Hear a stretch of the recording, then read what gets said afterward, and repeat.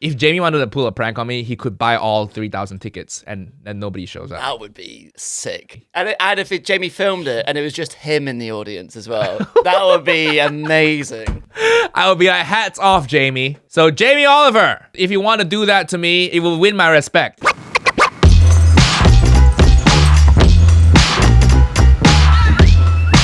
All right, nieces and nephews, this episode is sponsored by Manscaped. So join the 4 million men worldwide who trust Manscaped by going to manscaped.com for 20% off plus free shipping with the code Haiyaa. That's Haiyaa. That's our first sponsor, Matt. Woo! Woo! Big step for the pod.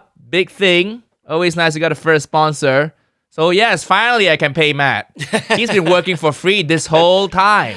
I've been waiting so long. Yes, finally, this ball grooming company has, allowed you to get paid. So good work. Good work to both of us. But it's good to be back in my house. I've been traveling a lot on the road. I was in Edinburgh, Glasgow, and Newcastle last week. So it's a lot. And I am supposed to fly out Thursday to Toronto. This episode comes out Wednesday, right? Yeah, I'm supposed to fly out Thursday. But it's not looking likely because my Canadian work visa, hasn't been approved. Ooh. So that's a little bit tricky. I don't know why it's taking so long, to be honest. I went in on March 10th for your biometrics, which is just like to take your fingerprints to make sure you are you. Why are we still doing that? Why? Why do you have to make sure I'm me? Like, let me just send you my passport. Also, why are you taking so long? Why are they so arsy about it? Listen, Canada, your country's not that great. Just give me the visa. I'm not trying to be an illegal immigrant in your country. Do I have to do that to yourself? But maybe they're playing it all aloof and coy, and they're playing hard to get. Why? I don't know. Only desirable people get to do that, Canada. You don't matter on the world stage. The people who make it move to LA. People think Drake's American. People think Justin Bieber's American. Well, yeah, true. People do. Ryan Gosling. He's Canadian? Yeah. I didn't even know that. Yeah. What else has come out? Trudeau, nobody likes him anymore.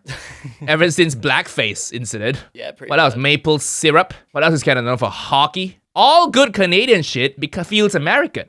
Because Canada doesn't matter in the world. You have no personality. So all I'm trying to say is, one, please give me a visa. And two, despite my constant insults. And two, I'm not trying to be an illegal immigrant there. Just let me fly there. I have a U.S. entertainment visa, a work visa for the U.S., so I can go there anytime. I have permanent residency here in the UK, and I just bought a house here, and also I have a Malaysian passport, so I can live in Asia if I want to. Why would I live in Canada where the weather it's still like 1 degree Celsius now in March? I love how rejected you feel right now. What do you mean? It's like sour grapes? Yeah, it's coming out so aggressive.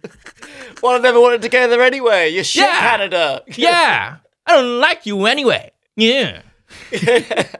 But basically, I bought the tickets, the flights already, and it's just going to be a pain. And I have 2 good friends who live out there. I'm trying to meet with them, and they booked restaurants already for when I'm there. And now I have to reschedule all this stuff. I'm trying to film something with a group of YouTubers who are there.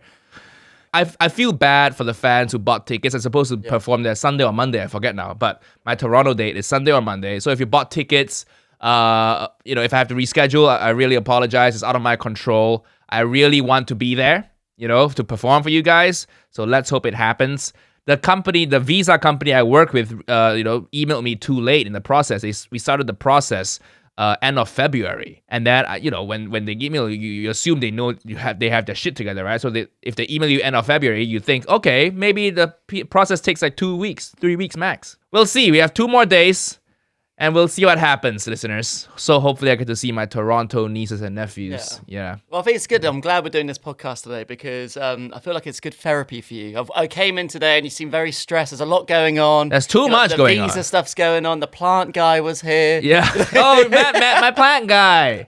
I told you I had a plant guy. I'm not lying. He was really cool, actually. Yeah, I have to say. He had a cool look. So I like that. Yeah, plant people always have. Yeah, they always have a cool look, man. They love plants. They take care of the plants. Have you gotten a plant guy yet? No, I am the plant guy. I've been watering the plants recently. It's me. But Gemma said you killed the plants. I know. I'm trying to bring them back to life. There's like 4 of them that are dead, and I'm willing them back to life. Yeah, so a lot of stuff has happened because I'm trying to get the last bits of the house done. So basically, there's still a top floor bathroom that I need to get done. and so many little things I need to tell them before I fly off. Yeah. But to be honest, if I don't get to fly off, then I get to enjoy the house a bit more. I've been traveling so much, you know? Do you want me to come over and supervise? You can like send me voice notes and I'll play them to the builders. That'll be nice, but you're not getting paid extra for that shit. Yeah. You're doing that on a pro bono basis, okay? You're doing that for free. Matt's gonna ruin it. I think it will ruin the vibes. Me, Gemma, and Meg are going to come live here for a couple of weeks. Who's Meg? My dog. Your dog! Your dog's not coming in here. This is not a dog-friendly house, Matt. Why do you get a dog? It fucks up your social life, doesn't it? Every time I want to get dinner, he says, "Oh, sorry, you gotta leave early because Meg is you're gonna die from starvation." It's a very good excuse if you're not enjoying what you're doing. Oh, I've got to get back from the dog. See, if you're having a lot of people do it, it's saying something more about you than it is about the dog. Shit. Sometimes you use their kids, you know. Oh, my kid is at home, and they don't even have kids sometimes. It's like, what? When do you have a baby? Oh yeah, we are announcing new dates today. Oh, we are doing London Hammersmith Apollo. That's amazing. Which it's all the way out next February, so a year from now. But it will be the last ever show of the Haiyaa Tour. And also, for people not from the UK, they may not know, but it's like an iconic venue for like comics. So that's really exciting. Yes. It's not the Apollo of that New York comedy show. It's not live at the Apollo, the American version, because it's a black comedy show. Oh, okay. Yeah. Live at night at the Apollo. That's where all the black comics like Chris Tucker had a set there. Cool. Chris Rock has done many sets at Patrice O'Neill legends. So Hammersmith Apollo is like it's a very white place, but anybody can go. They don't check your ethnicity for admitting you. But it's a legendary venue. Yeah, it is. I'm very honored to be asked to have enough profile to be able to sell tickets there, you know? Well, I imagine when you first came over here doing stand-up, that was probably the dream, right? Yeah. They have a TV show here called Live at the Apollo. Haven't done it yet. I would love to, so producers. But it's cool to be able to sell out the place, you know? Well, sell the place. I don't know if I'm going to sell out yet. I'm a little bit nerve-wracking. So go buy tickets, listeners, if you're especially if you're based close to London. You couldn't get tickets for last time, so go to that. There'll be the final showing. I'm probably going to film it. Yep. Either with a production company or by myself. Amazing. That's cool. So hopefully see you there.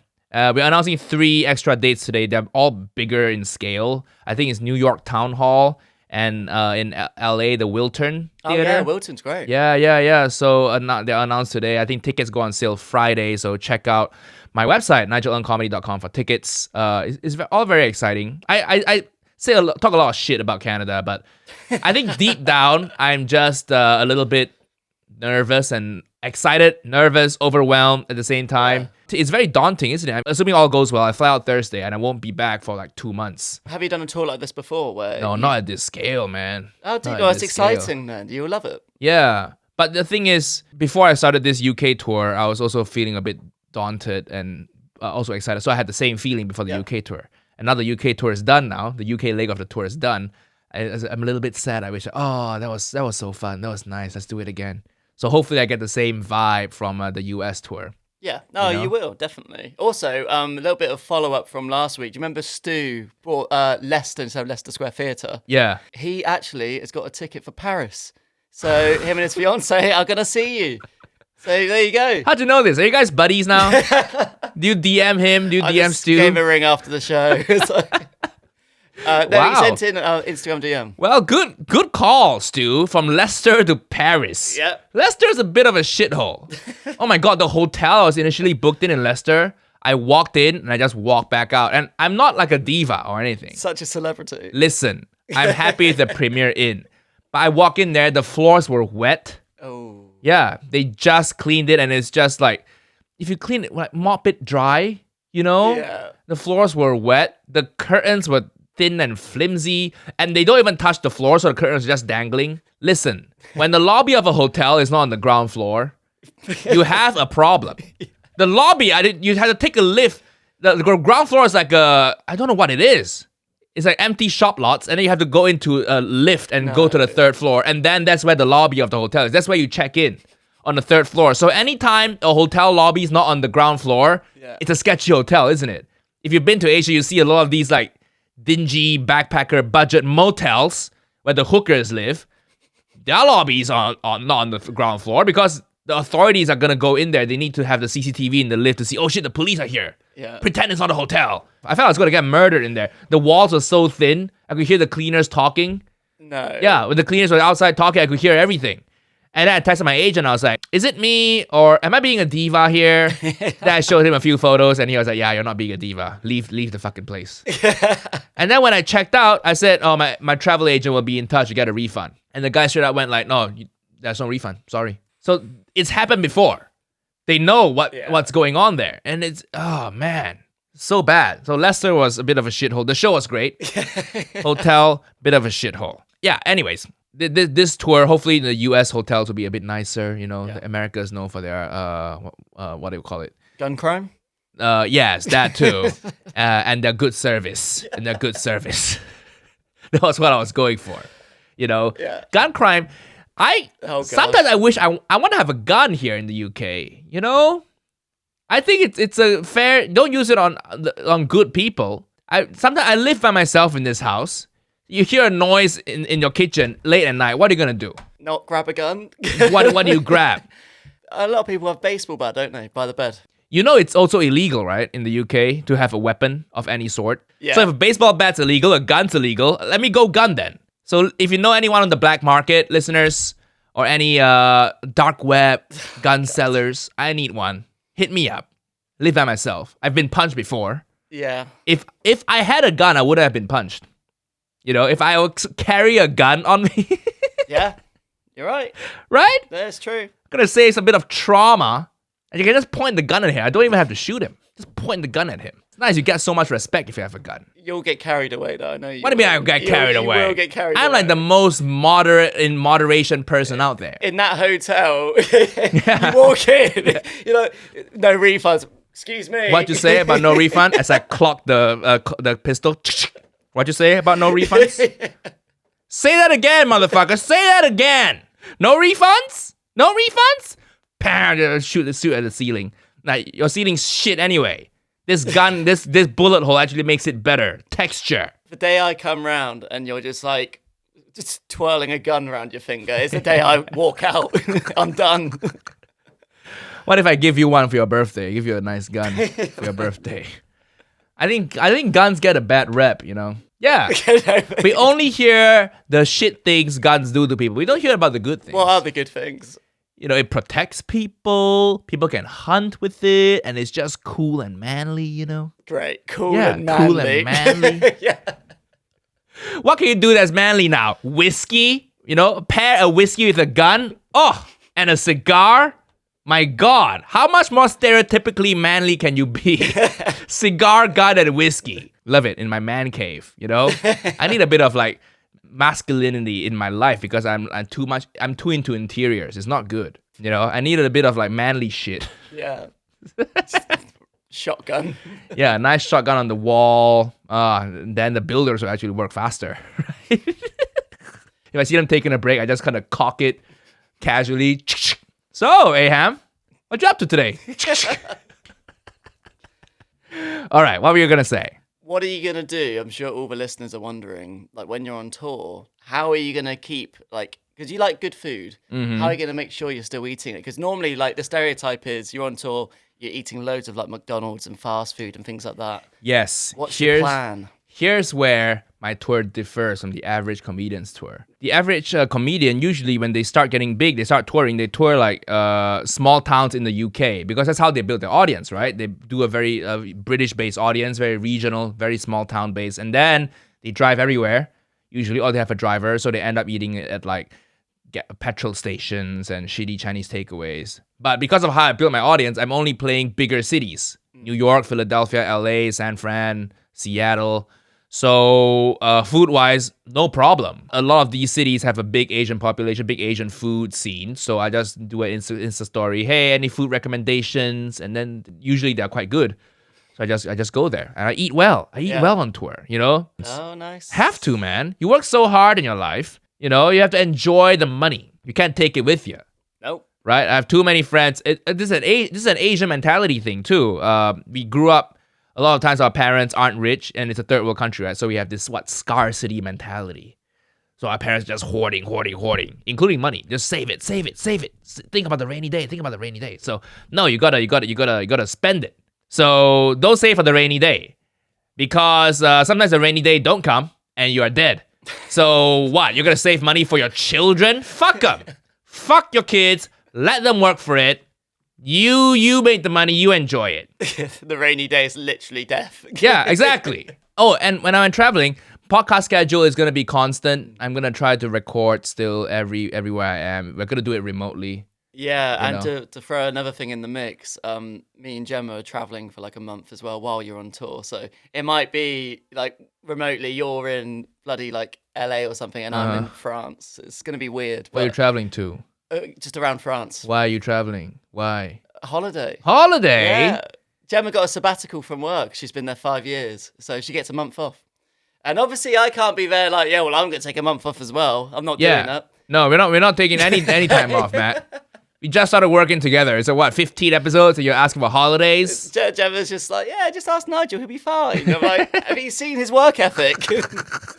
He didn't take any holiday over Christmas, Gemma. You should be like, have you seen his work ethic, Gemma? And have you seen my work ethic?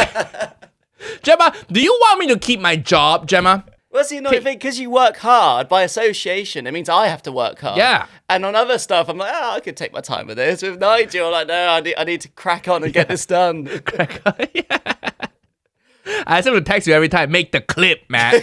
Make the fucking clip.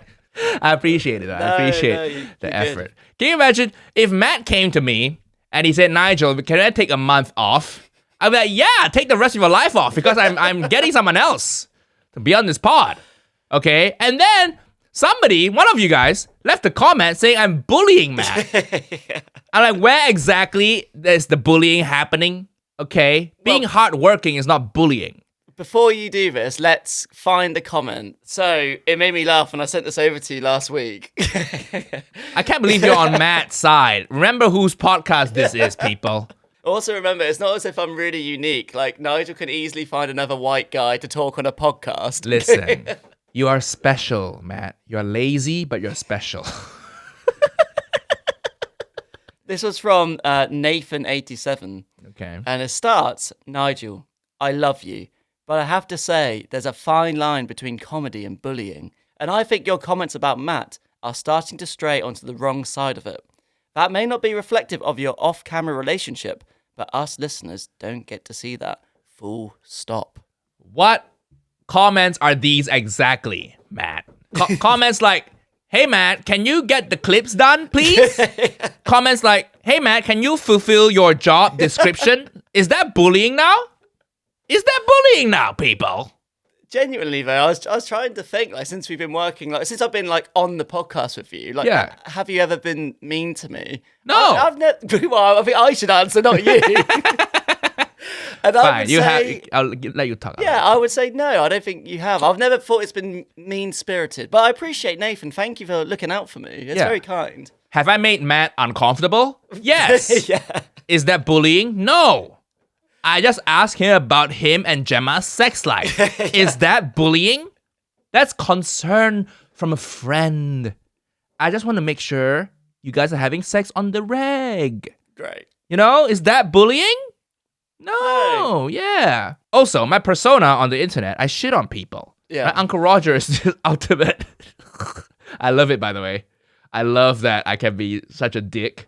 Yeah. I just love being a dick sometimes. A funny dick. You can't just be a dick. Nobody likes that. But you want to be a funny dick. That's kind of my vibe, you know? The trick about being a funny dick is it only feels like bullying when it stops being funny. Yeah. And it stops being funny when you trigger people's empathy. That's something I realized. It's interesting. Yeah. So when people say, oh, you're punching down on someone, like if you go on stage and make jokes about disabled people, shitty jokes about disabled people. Oh my God. People say it's punching down and people say it's not funny. Why is it not funny? Because people feel bad for the disabled people, right?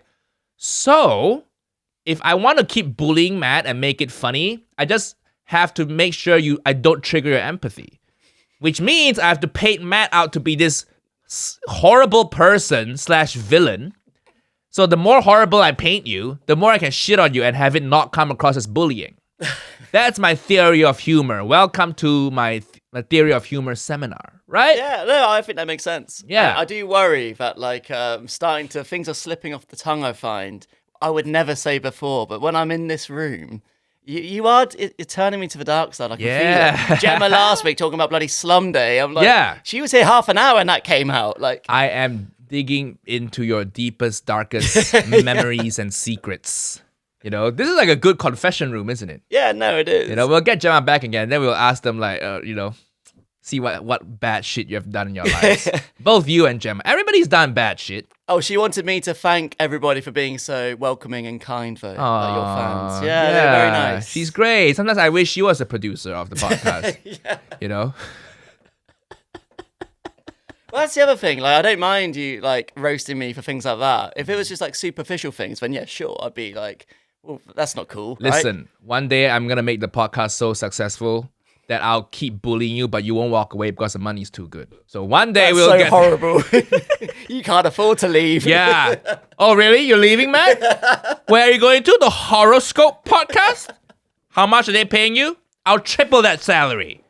Yeah. And I keep shitting on him. One day. Please, listeners, keep listening. So one day we can see. That'll be a great dynamic.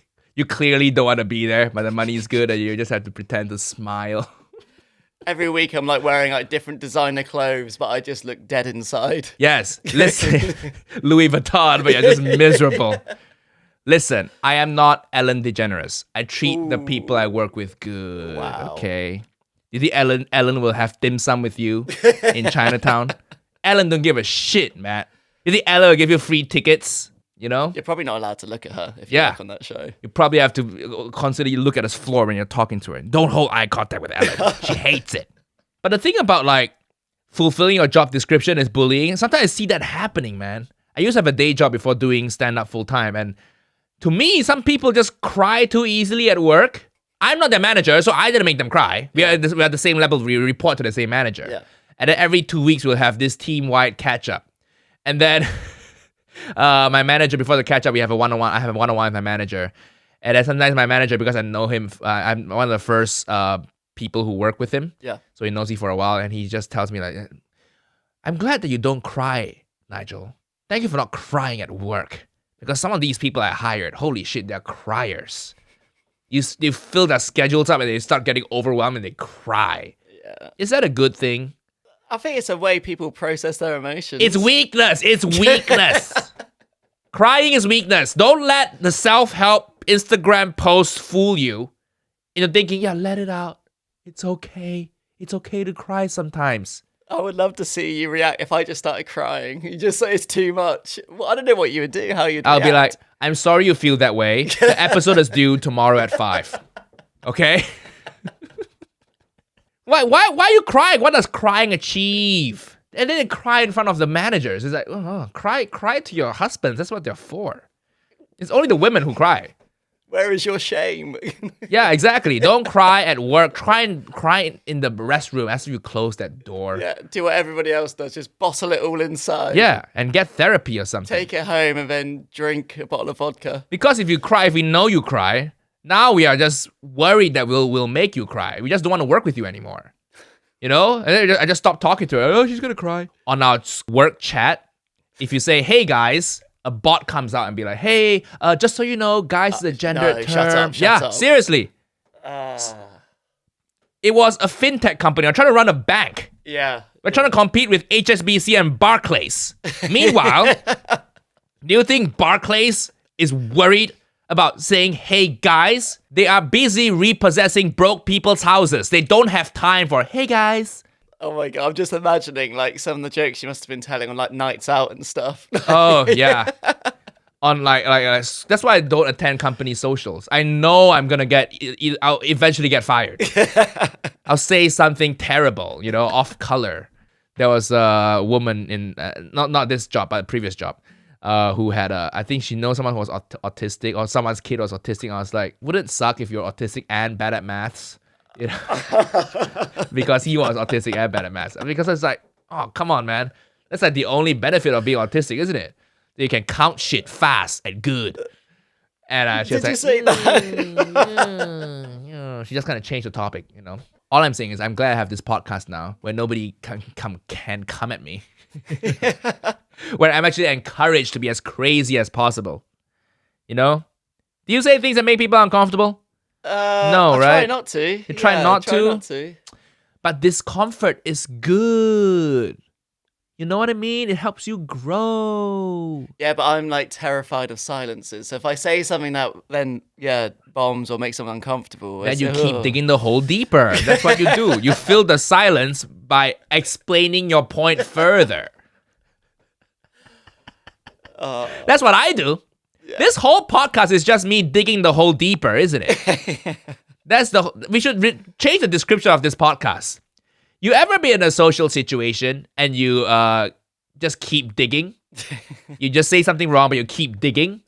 Welcome to the podcast that does that for 40 minutes every week. Nieces and nephews, Manscaped is sponsoring this episode of the podcast, and I'm excited to announce that they have launched their Ultra Premium Collection.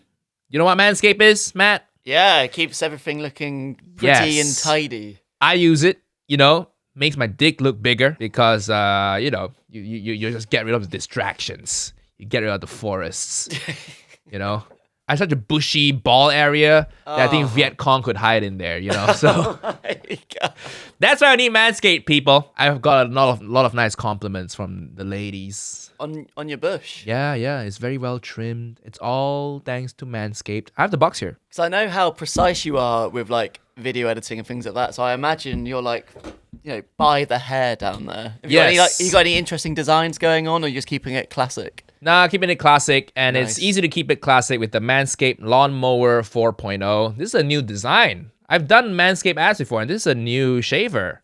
It's very nice looking. Look at this. See, it comes with a little light, so you can shave in the darkest bathrooms. You can shave in the closet. You can shave if you're in Ukraine and your power is cut off. You can still shave there. Oh, and God. what? Ukrainians need Manscaped too, okay? Listen, even if World War III is going on, you still need to be nicely trimmed down there, okay? Because someone's going to deal with your corpse if you get bombed. Do you want them to see a bush? Do you want them to drag your lifeless body out and it's just a bushy thing? No. So you want to use Manscaped. Oh my God. So, Manscaped in the Ultra Premium Collection, it's not just the lawnmower. They've included shampoo and conditioner. They have premium deodorant for your body and your balls. I wish I had ball deodorant.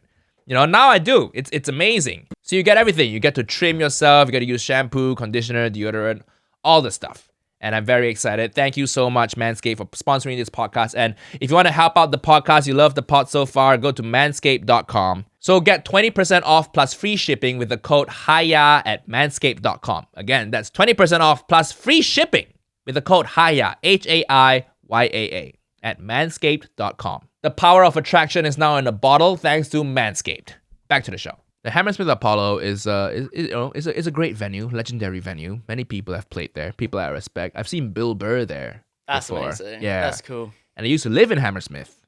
And I always thought, would it be cool if one day I could just walk and perform at the Apollo and walk back? And I'm glad I don't live there anymore because that's where I got hate crimed, And it's a bit of a shithole, Hammersmith. So I'm glad I can take a cab there now. And now you can associate it with playing this amazing gig rather than being punched. Yeah, but being punched is a better story, though. I do talk about it on stage. I've made it funny. That's a mark of a true comic, isn't it? Make a tragedy funny. Hammersmith, I'm a bit nervous. It's a lot of tickets I have to sell. It's almost 3,000 tickets. I think maximum capacity is 3,500. That's huge. Wow. Yeah, are there 3,000 people who hate Jamie Oliver enough to come here?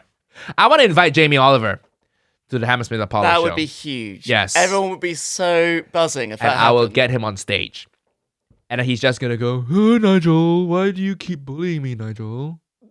That's my Jamie Oliver That is impression, such a by the way. bad impression. I'm not trying to make it good. Why would I? To make it good, it means I have to watch a lot of Jamie's videos, which I don't want to do. So I just want to put a checkered shirt on. Yeah. Let me He get a does checkered- love a checkered shirt.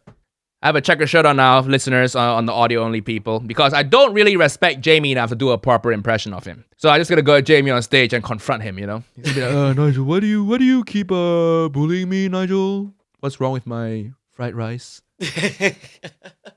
I here work with this Uncle Roger guy, Matt, and what do you think of him? Does he bully you like he bullies me? I think he actually does have a case for being bullied, to be fair. But I he doesn't. He doesn't. He's made millions through selling terrible recipes. Somebody's gonna bring him down, you know? Yeah. Somebody's gonna bring him down. At the very least, you'll get 3,500 of the employees of his restaurants there for making them redundant. If Jamie wanted to pull a prank on me, he could buy all 3,000 tickets and nobody shows up. That would be sick. I mean, I still get the money. It'd be horrible, but like, that would be such a dick move. That would be really funny. And if Jamie filmed it and it was just him in the audience as well, that would be amazing. I would be like, hats off, Jamie. So Jamie Oliver, if you want to do that to me, it will win my respect. Yeah. It's actually, that would be fucking hilarious. I would love it. I would love it. Yeah. That'd be amazing. I would love it. I would.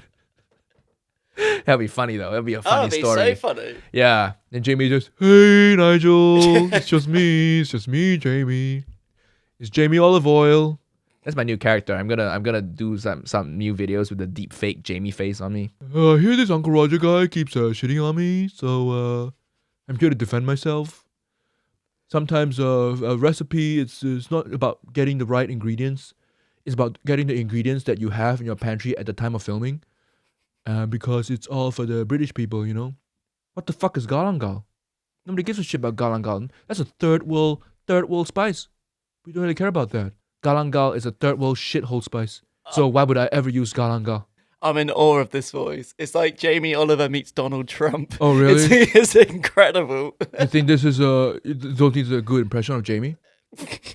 I can't believe this third world Asian guy from a shithole country where they lose planes is talking about my food. I'm like, go back to your own country, mate. I know the Queen personally. I will tell her to revoke your visa. Yeah, all my restaurants closed down. But how many restaurants have you had? All right, I'm still perfecting the impression. I think it's good. I like it. Jamie. The content's good. Yeah. Well, again, I don't respect him enough to do a proper impression. But I like the Jamie Oliver / Donald Trump. Racist Jamie Oliver. This is my impression of racist Jamie Oliver. We're going to take a blender. We're going to put in it British nationalism, Brexit, and Nigel Farage. I'm a big fan of Nigel Farage. His policies are on point. I take away turkey Twizzlers. I'll take away immigrants too.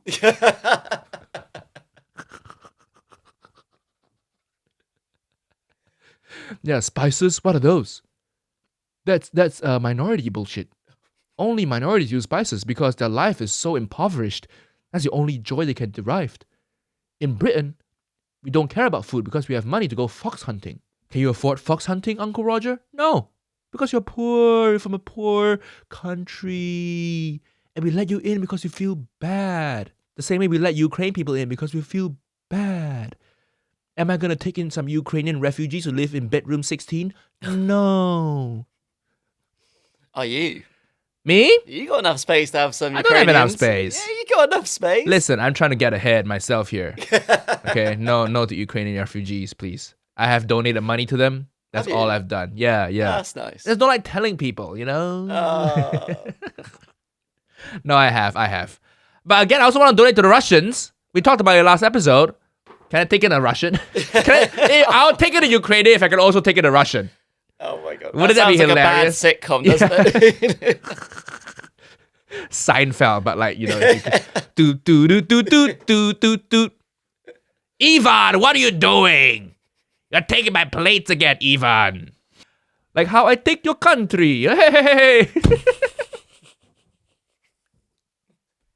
Anyways, I've turned 31, and it's a nice time to reflect. You know, I've never been older. And when I talk to 20-year-olds now, I find them so vile and disgusting. The problem is that's who I attract most of the time. Yeah. You don't choose who you attract. And I attract a lot of 20-year-olds who found me through TikTok. Oh, God. And is there even DMing on TikTok? How does that work? There's some DMing on TikTok. Is there? Yeah. I'm giving away all my secrets here. Maybe I should go back on the apps because the apps have an age filter. Yeah. And 20-year-olds is too much, man. I go on dates with them, there's nothing to talk about. You ever try to hear a 20-year-old try to be wise with you? And it's just cliche after cliche coming out of their mouth. It's just, I just turned 20 this year, so this year my goal is to just do whatever I want and not care about what other people think. I think that's how I want to live my life. I'm like, Jesus Christ, you should be happy that I want to fuck you. Because this conversation is like top 10 worst convos of 2022. So, oh my God, a 20-year-old trying to be wise, That is so I just don't bad. want drama in my life. Just don't want drama. And my housemate is so dramatic, They talk about homework. Oh, this paper, this assignment. And my housemate. And this band I like. And I'm gonna go see this band, but it's too far. And my housemate just doesn't want to clean the dishes. Dating is hard, man. You're very lucky you have Gemma. Yeah. But I'm stuck in this world of 20-year-olds because for some reason, women who are my age don't want to fuck with me. Why didn't you go older than you then? Why didn't you go for like some 40-year-olds or 50-year-olds? They don't go for me either. Do they not? Yeah. Where do you meet these people? Well, I don't know, but They all have there kids. must be a way to find them. They all have kids. They're all like taking care of their kids. They don't go out at night anymore. I can't do with you 20-year-olds anymore, man. They are just too... I want to date age appropriately. But the world's not sending age-appropriate women my way. What am I supposed to do? Stop hanging out at student clubs, maybe? Oh no, they're all 18. What's going on? Yeah, why is they all 18? Am I in a students' union? Yes, I am. I need to find like a cougar club. Yeah. Yeah. Where do you find a cougar club? The MILF club. Where can I find a MILF club? You do live in quite a yummy mummy place, so maybe just go like, this is a bit dangerous, but go by the schools at drop-off time. No, but wait, and speak to the mums when they drop the kids off. And then when the mom say, which one's yours? What do you answer to that? That is the worst idea I've heard. And you wonder why I bully him. Because he wants me to wait outside schools. I'm just saying, you got to go to where And the then what? MILFs are. Oh, yeah, the playground? And then just go by myself. I don't even have a dog. And I just sit on the bench and stare at the kids. Well, why don't you sit in the car with the window down? That's worse. That's even worse, Matt. Do you know about pedos and their but wait, reputation? you don't have like a white van or something. You got a nice car. You can sit there, and when they've dropped the kids off, as they're walking back to their car, you can say, hey. You can drive a Tesla and still be a pedo. I'm sure moms know that. Sure, I'm an environmentally conscious pedo, but because the environment is for the future generations. That's why pedophiles are probably recycle. Pedophiles care about climate change because it affects the things they love, children. Oh my God. I think... Why hasn't anyone looked at this yet as a study? Fuck's sake. Are pedophiles more environmentally conscious? Right? They want kids to be happy. Right? Oh, that's so bad. I don't care about the environment. That's why I love adults. Great. They just want Greta Thunberg to have a good life. They want to like maintain the world for the future generations because they're trying to fuck them. And they talk about recycling. Hey kids, I'm doing this for you. What are you gonna do for me? So bad. Anyways, so somebody sent me a voice note. This listener sent a lovely voice note, but also what I really appreciate that made my job amazing, because I was reading this email she'd sent, and it was so good, and I was like, oh God, I wish it was a voice note. It said, P.S. I've also attached a voice note reading out this message. Amazing. Listeners, you gotta stop doing Matt's job for him. Yeah. Because every week I pay him and I don't know why. He's always late on the drafts. Always late on the drafts. No. You're just late on the clips. You know when we record the next episode, and if the clip's not done by then, it's a bit late. It's a bit late. So I should be able to bully Matt a little bit, guys. A little bit. Also, isn't it nice to see an Asian guy bully a white guy for once? Isn't it nice? Have we seen it that much? No. It's always the Asian guy who gets bullied. Isn't it nice? A little bit of a, different vibe. Asians can be bullies too, I don't mind being a surrogate for all white people. We deserve to be shit on, I think. Yeah, little bit. It's okay. Do I think your race is inferior? Yes. But Does the bullying stem from pure racism and hatred? Yes, but it still feels nice, doesn't it? No, it doesn't. No, it doesn't. Okay, I think we're all the same. We're all equal. That's what you have to say.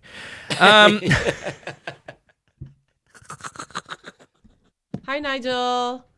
Our family of 5 first got hooked on Uncle Roger videos, starting with Auntie Hersha and her egg fried rice. Great. When we need a good laugh at the end of a long day, my kids say, "Let's watch Uncle Roger." The video that made our jaw drop in horror was the one where Jamie Oliver put soba noodles in his ramen. Yes. We live in... What do you mean soba's not the same as ramen? Are you saying soba's not the same as ramen? They're just like Asian stringy shit. All Asians look alike, so all Asian noodles look alike too. Like what is your problem? Soba, ramen, kimchi, ugh. They're all gross Asian countries. I don't even want to make them. I just got asked to make them because the production team saying ramen is trendy. Is ramen trendy? Oh, why do you guys eat such weird shit? What's wrong with ramen and soba? It's all the same. You squinty eye folk just need to look properly. That's Jamie Olive Oil. It's not Jamie Oliver, okay? That's Jamie Olive Oil. Do not sue Disclaimer. me. Yeah, do not sue me for slander and libel. 3 things I want to share with you. Number 1, the first time I heard you pronounce your family name, I was curious. In the Philippines, where I grew up, I had a classmate with your exact same family name and it is pronounced Nang. No point to this other than I thought it was an interesting difference. They're wrong. 2, my almost 2-year-old toddler perks up the moment he hears your voice when I listen to or watch your podcast. And when I say to him, so cute, imitating Uncle Roger's voice, he responds with, Haiyaa, there he goes. I have attached a photo of him climbing up to my work table so he can get a good view of you on the screen. Aww. 3, I am Chinese, Filipino, and married to a white guy. My husband doesn't mind being referred to as such. We have 3 mixed blood babies. I know you do not approve of mixed blood children, and my parents I love that who you're known for disapproved that. of my marriage. Oh no! I was kidding, guys. I was kidding. I love white pussy. It doesn't help my case if I say it like that. I love white women. They're the best. They're so basic and predictable, you know? I love it. They love my interior design style. Asians don't. Asians, they love the modern shit. So I'm like, oh no, I've done this to myself, haven't I? I have the same taste as a late 20s white girl who shops on Etsy a lot. You know? Oh my god. The number of white women I've shared Pinterest boards with on dates. No. My god. So many. You need to get that gun. They love my Pinterest boards. White women love my Pinterest boards. Seriously. Asian women, not so much. But when my dad saw my daughter, his first grandchild, he was completely bowled over. I know I will not change your mind, but maybe mixed blood babies will be the bridge that connects East and West. And as we say here in Japan, ganbatte! And we look forward to many, many more Uncle Roger videos. Hey, that's very sweet. Yeah, it's from Sherilyn. And also, look at the cute photo. I'll put it up on screen. Aww. But look, it's so cute. So Sherilyn, thank you for the sweet voice note. This is a great way. I take it back. If you write an email, also leave a voice note reading out the email. You know, because we all like audiobooks these days. Who still reads anymore? You know, and let's give Matt the easiest job because he can't even handle editing 1 episode a week. So let's just make his job easier. So you're doing a good job, Matt. You know, They don't know the turnaround. We do this on a Monday. Yeah. And it's approved by Tuesday, like 6 o'clock. That's tight. I know. I'm giving you a hard time. Yeah. I enjoy working with you. Okay. Thank you. Okay, I'm saying this on the podcast now, listeners. We don't get to see the side of you, Nigel, so... I'm showing you that side of me now, okay? Matt is good. Matt is good at his job. And he's only getting better every time, you know? And yeah, thank you for writing in, Sherilyn. It's very nice. Your baby is very cute. Yeah. And so I don't cute. actually disapprove of mixed race marriages. Jesus, it's just something funny I say. Also, you had a mixed race marriage, right? Yeah, I did. I'm actually getting dinner with her tonight. Oh, nice. Yeah. Before I jet off to Toronto. That's nice. Yeah, because I always feel like if my plane crashes or disappears, It's a nice note to I want to end make on. her feel bad. You know? I'll be like, oh, then I saw him 2 days before he died. Oh my god, you know. Instead of like good riddance, Jesus, you know. So I want to make her feel bad a little bit. That's how I get back at people. Every 2 months, I meet up with her and remind her how successful I become, how beautiful my house is. So that's how I get back. No, we're still friends. We're still friends. I think Matt doesn't believe me. I think Matt believes that I'm actually trying to make her feel bad. No, I believe you. Yeah. No. Okay. Thank you very much for the sweet voice note, Sherilyn, and thank you for watching the videos. But the kid thing, mixed marriage. Yes. Mixed babies can look really good. They can look really weird too, though. Why couldn't you just end it at, yes, they look really good? Not Full all the stop. time. Not all the time. And I always wonder, okay, listen. In my experience, the Dutch and Indonesian, there's a lot of half Dutch, half Indonesian kids because it used to be a colony, right? Yep. Dutch, Indonesian, chances are beautiful babies. I've known a few now, and they're all like stunning. You know, I actually know I know 3. One in college, one I met in Barcelona, one I met through Instagram. They're all stunning. 3 out of 3. Sure, it's not a representative sample, but like British and Asian, I've seen some weird looking ones.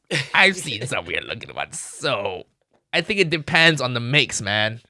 Japanese and white, mostly good looking. So good job, Sherilyn. She's Japanese, but she's Filipino. I'm not sure. But she Yeah, lives in Japan. Filipino, I think. Okay. Japan. Filipino and white, I don't know. We'll see. We'll see how your child grows up. And as you know, I love keeping track of children. So save the environment. Think of the kids.